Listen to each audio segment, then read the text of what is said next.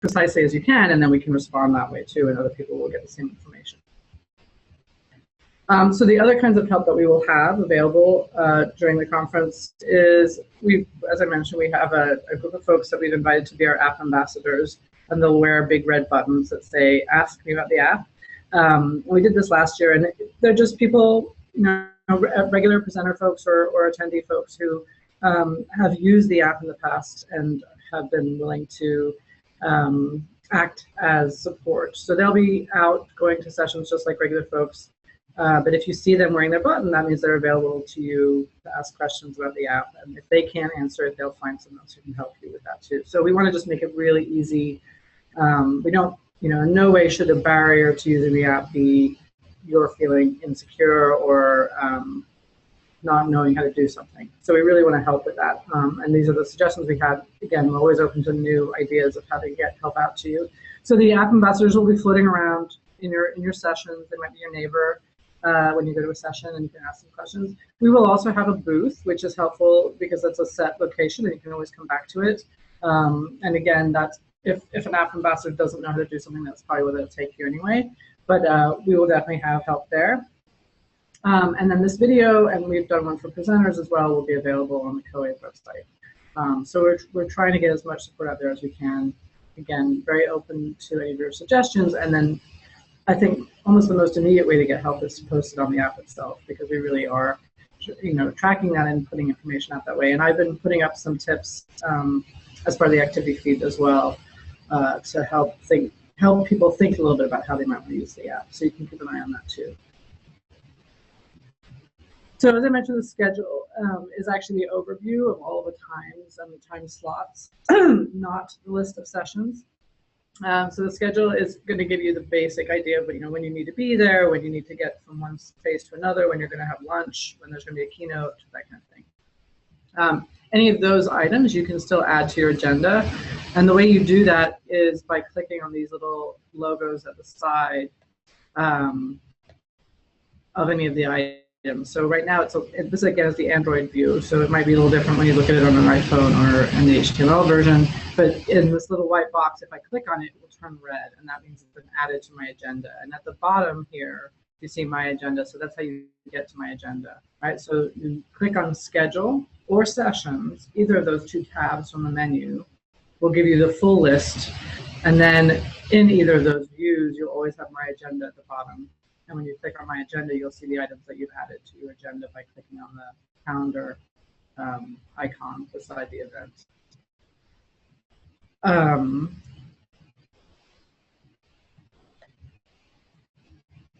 Oops, sorry.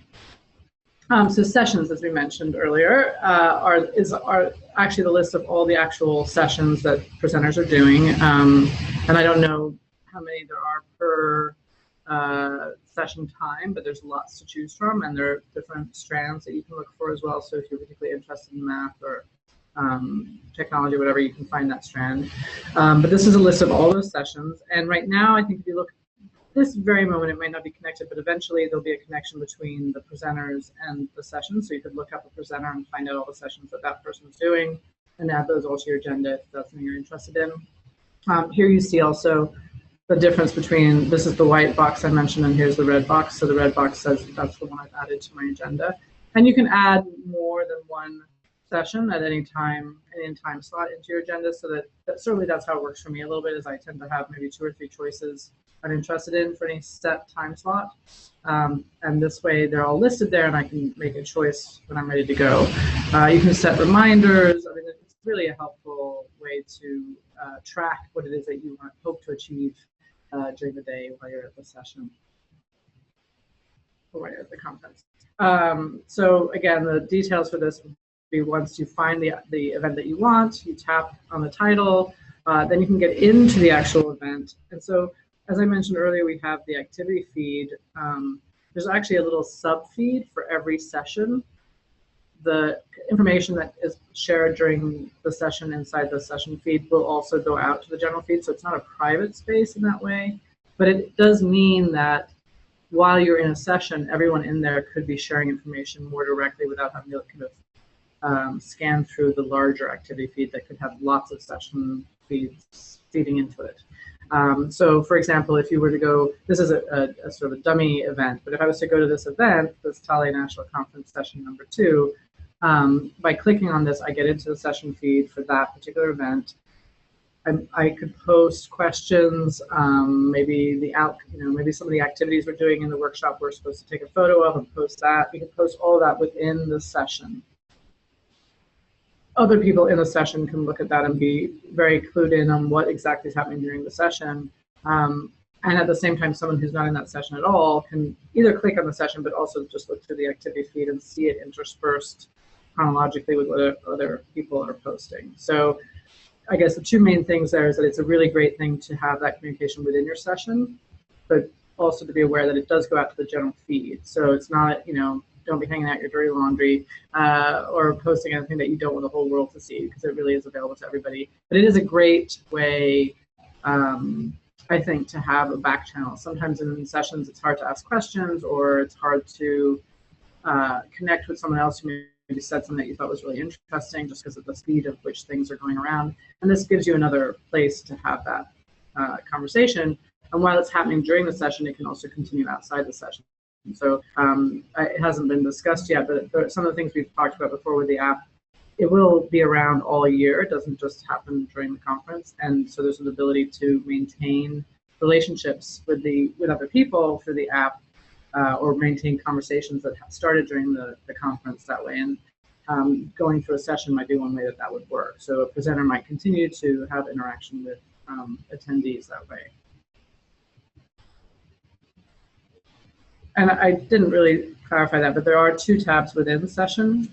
So there's About, which gives you the basic information, and then the Activity. And the Activity is where you see the activity feed. So this is what the activity feed looks like right now. All right, so you can post something. It could be a question, it could be a response, it could be a link. People can like it by clicking on the happy face. They can respond by clicking on the speech bubble. You can see here Michelle responded and gave out a link even to where the webinars are. So it's a very handy tool. And if I wanted to, I could also click on this little pencil icon. They'd like to use the pencil icon as edit or as write. So in this case, you can click on there as well as the speech bubble and add your own content there. The speech bubble would be a response to this item, and this red button would allow you to start a new item. So if you're not responding to that person's question, but just want to make another observation or your own question, you would use the red button. The speech bubble is for when you're responding to the existing comments.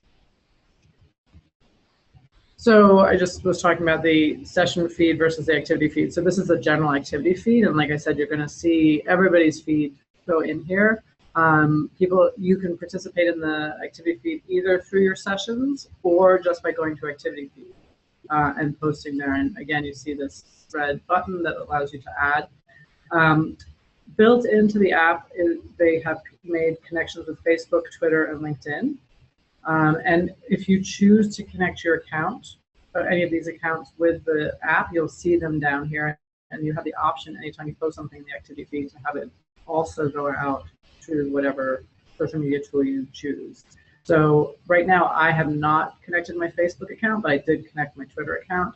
So whenever I post something, I can choose. The default is not to, but if I choose to, by clicking on the little Twitter bird, my comment will go out as a tweet as well. So this enables you, if you're someone, I tend to be a tweeter, and I tweet a lot from conferences as a way to take my notes during a conference session. And this means that I can still use the app, but still send out information to my followers via Twitter. And so it's a nice overlap without making it lots of extra work.